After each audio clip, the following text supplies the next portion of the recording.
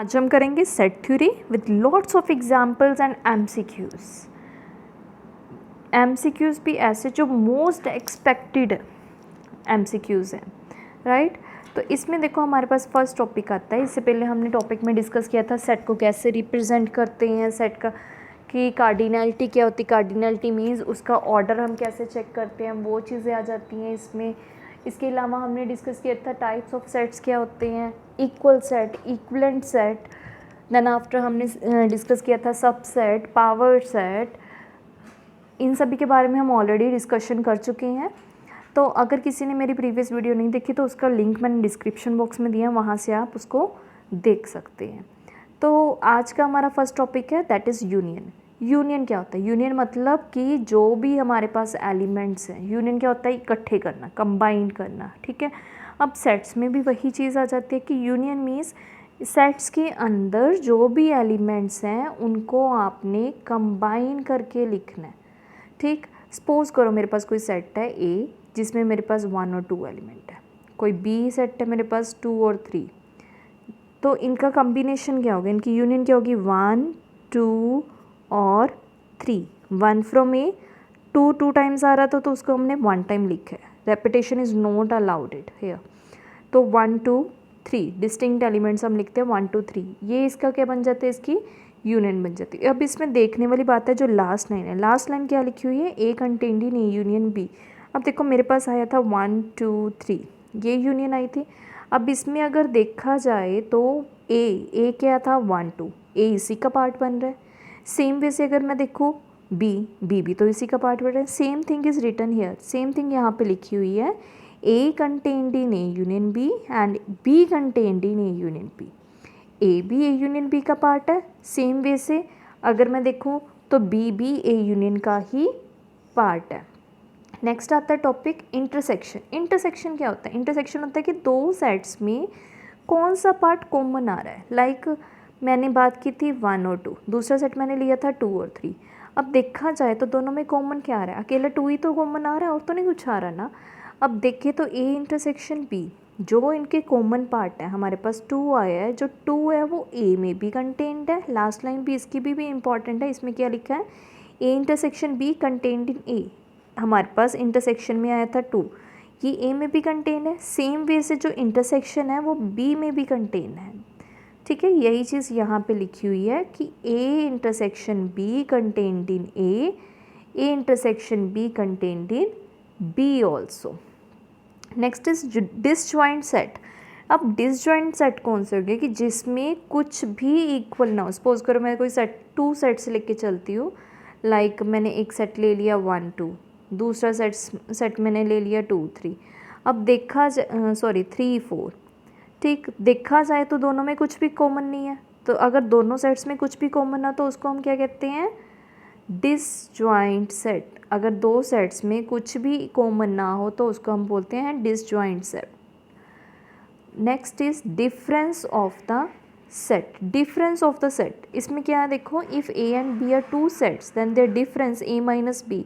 ए minus B क्या होगा कि अगर हम ए में से, जैसे ये हमारे पास ए है, इसका जो बी के साथ कॉमन पार्ट आ रहा है, ये वाला पार्ट ए में से हम सब्ट्रैक्ट कर दे तो बाकी जो हमारे पास बच जाता है उसको हम बोलते हैं डिफरेंस। सेम वे से अगर हम बी में से, ये हमारे पास बी है, बी में से हमने जो ए के साथ कॉमन आ रहा है उसको सब्ट्रैक्ट कर दिया तो बाकी जो पार्ट रहता है उसको हम बोलते हैं बी माइनस ए, उसको कहते हैं।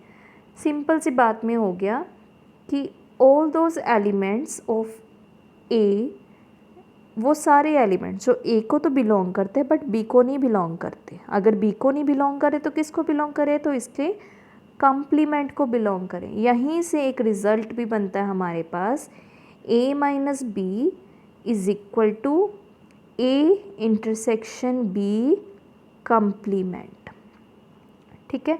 इन the same way B minus A is equal to B intersection A complement. ऐसे हमारे पास ये रिज़ल्ट बनते हैं दो। अब नेक्स्ट है हमारे पास सिमेट्रिक डिफरेंस। सिमेट्रिक डिफरेंस क्या होता है?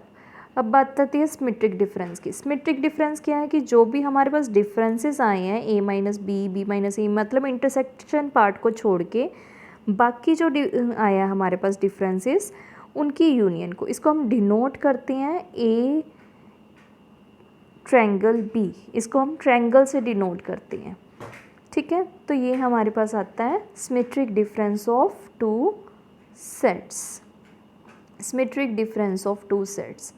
Let's discuss one question. Question is if A and B are two sets. इसमें क्या दिया हुआ हमारे पास, इसमें है कि अगर ए और बी दो सेट्स दिए हुए हैं then A union B is equal to A intersection B. A union B अब ए इंटरसेक्शन बी के इक्वल कब होगी, ये क्वेश्चन हम चाहें तो इसको हम विदाउट पेन भी कर सकते हैं। विदाउट पेन कैसे करेंगे, देखो हमारे पास दो सेट्स हैं, दो सेट्स की अगर मैं यूनियन करूं और दोनों की इंटरसेक्शन करूं, दोनों की यूनियन और इंटरसेक्शन कब इक्वल होगी, किस केस में इक्वल होगी, सिर्फ और सिर्फ एक ही केस है जब एक सेट दूसरे सेट को ओवरलैप करे। ओवरलैप मतलब दूसरे सेट को प्रॉपरली कवर कर ले, और ये कंडीशन कब होगी, जब हमारे पास दोनों सेट्स इक्वल हो जाए। अदरवाइज हम नहीं कह सकते कि दोनों की यूनियन इंटरसेक्शन की इक्वल होगी, जब दोनों सेट्स आपस में इक्वल हो गए तब भी हो सकते। तो इसका प्रूफ क्या है, एक्स बिलोंग्स टू एक्स, हमने कोई एलिमेंट ले लिया जो ए यूनियन बी को बिलोंग करता है। अगर ए यूनियन बी को बिलोंग करता है तो वो ऑटोमेटिकली इंटरसेक्शन को भी बिलोंग करेगा, क्योंकि ये चीज़ हमारे पास क्वेश्चन में दी हुई है। अब इंटरसेक्शन को बिलोंग करता है तो वहाँ से हम कह सकते हैं कि एक्स जो है वो ए को भी बिलोंग कर रहा है, x belongs to A and x belongs to B. वहाँ से आ गया कि x belongs to B also. अब यहाँ से पूरा प्रूफ करने के बाद हम कहते हैं कि A contained in B. Similarly अगर हम दोबारा से चले यही कंसेप्ट से तो हमारे पास आता है बी कंटेंट इन ए। अगर ए कंटेंट इन बी हो और बी कंटेंट इन ए हो तो दोनों को कंबाइन करके हम क्या कह सकते हैं कि ए जो है वो बी की इक्वल है। सो पूरा ओवरऑल हमने सॉल्व क्या किया, हमने ये सॉल्व किया है कि अगर दो सेट्स की यूनियन और इंटरसेक्शन कब इक्वल होगी, जब दोनों सेट्स आपस में इक्वल हो। Now next question is number of proper subsets of the set x y z. X y z हमारे पास प्रॉपर सबसेट्स हमने देखनी है। हमने ये डिस्कस किया था लास्ट टॉपिक में कि सबसेट्स क्या होता है, जितने भी इसके सबसेट, हमने नंबर ऑफ सबसेट्स कैसे काउंट करते हैं, 2⁻n। अब यहाँ पे बात की हुई है प्रॉपर सबसेट्स की, तो टोटल सबसेट्स तो हमारे पास ये हैं। प्रॉपर सबसेट के लिए हम क्या करेंगे, इसके दो सेट बनेंगे एक्स्ट्रा। इम्प्रॉपर सबसेट्स क्या होते हैं, फाई और द सेट इटसेल्फ। तो हम क्या करेंगे, हमारे पास टोटल सेट्स तो बन रहे हैं 2n, ठीक। 2n में से हमने इम्प्रॉपर को माइनस कर दिया तो हमारे पास कौन से सेट रह गए, हमारे पास सिर्फ प्रॉपर सबसेट्स रह गए। The same thing is written here, number of subsets of set that is 2n-2। So 3 हमारे पास एलिमेंट थे तो n इज इक्वल टू हमने पुट कर दिया वहाँ पे 3, हमारे पास आ गया 8-2 6। In this way you can solve this. Next is if a is equal to x y, x square plus y square is equal to 25। b, next b जो है हमारे पास सेट है x square plus 9y square is equal to 144। Then A intersection B contains. ये question अगर हम चाहें तो इसको हम विदाउट पेन भी कर सकते हैं। कैसे कर सकते हैं, देखो फर्स्ट इक्वेशन क्या मेरे पास बन रही है, ये एक सर्कल की इक्वेशन है जिसका सेंटर 0 0 है और जिसका रेडियस 5 है। और सेकंड इक्वेशन जो मेरे पास बन रही है वो एक एलिप्स की इक्वेशन है, ठीक है। एलिप्स की इक्वेशन है और सर्कल की इक्वेशन है, दोनों एक दूसरे को इंटरसेक्ट कब करेंगे, दोनों कितने पॉइंट्स पे कर रहे हैं, देखो इंटरसेक्ट 1 2 3 एंड 4। तो कितने पॉइंट्स पे इंटरसेक्ट कर रहे हैं दोनों एक दूसरे को, दोनों एक दूसरे को कर रहे हैं इंटरसेक्ट 4 पॉइंट्स पे, 4 पॉइंट्स पे एक दूसरे को दोनों इंटरसेक्ट कर रहे हैं। Let's come to next question. This is the most important question और आज तक जितने भी मास्टर कैडर के एग्जाम्स हुए हैं ये सभी में आया है।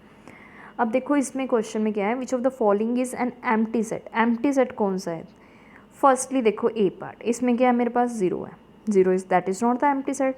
Second option is x greater than 0 और x less than 0, that is also not empty set, इसमें भी कुछ ना कुछ एलिमेंट्स आएंगे, ठीक। Next is x square is equal to 9 plus minus 3 and 2, ये हमारे पास एक सेट बन गया।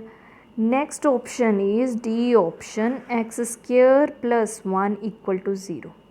अब इसको सॉल्व करके देखो, ये हमारे पास क्या आ गया, x square is equal to -1। यहाँ से हमारे पास क्या आ रहे हैं, इमेजिनरी, ठीक है।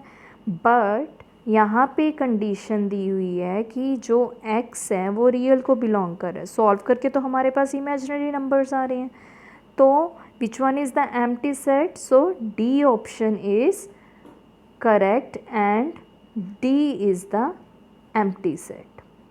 The same thing is written here.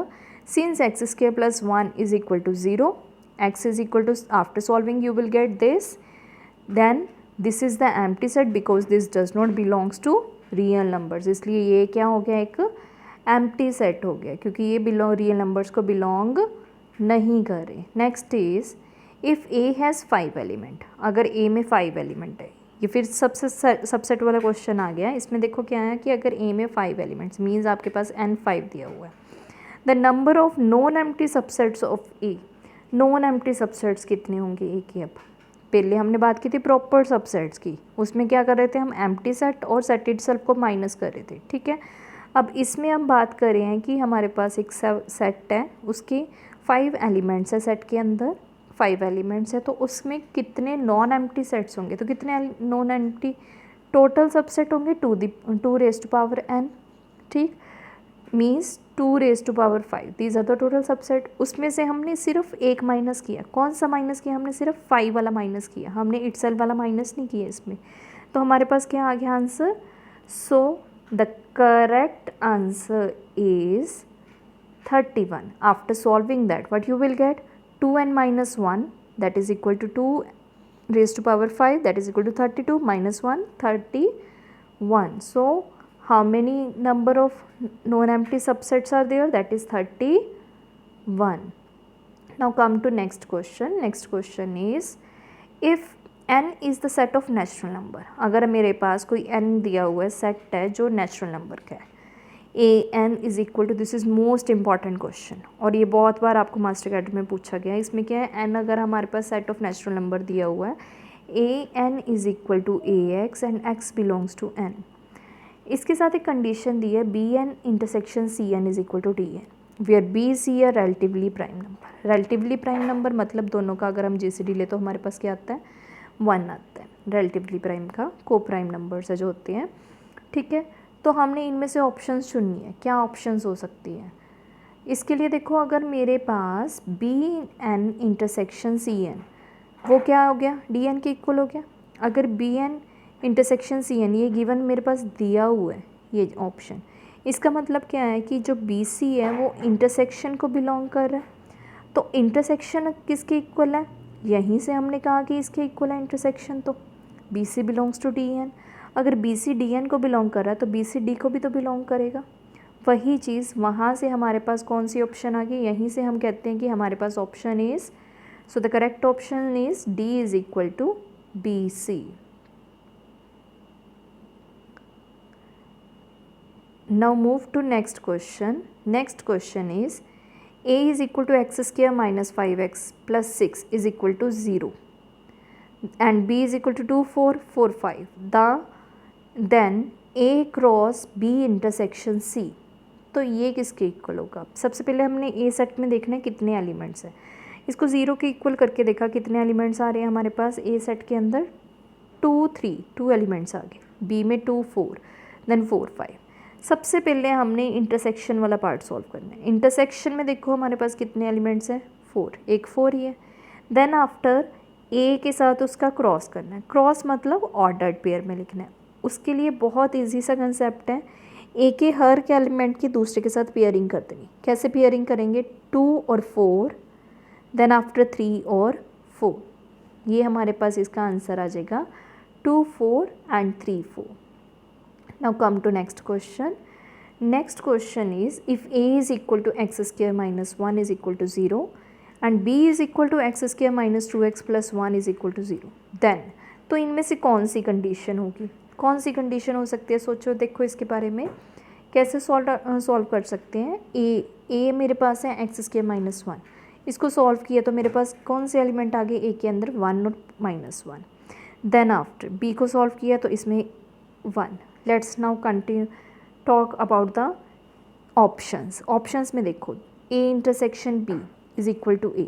हो सकता है दोनों की इंटरसेक्शन A के इक्वल? नहीं. अगर हम दोनों की इंटरसेक्शन करें तो हमारे पास सिर्फ आता है 1 which is equal to B. So this is not the correct option. A intersection B is equal to 5. अब दोनों की इंटरसेक्शन करें वो तो B के इक्वल आ रही, 5 तो आ ही नहीं रही, वो भी क्रॉस हो गया. A union B is equal to 5. अगर हम दोनों की यूनियन करें तो हमारे पास 5 आएगा. नो, यूनियन करेंगे तो हमारे पास क्या आएगा 1 माइनस 1, तो ये भी क्रॉस हो गया. Then A union B is equal to, ये क्या बन रहा है, ये A इटसेल्फ ही बन रहा है. सो D option is the correct option. So like, share and subscribe my channel. If you like it,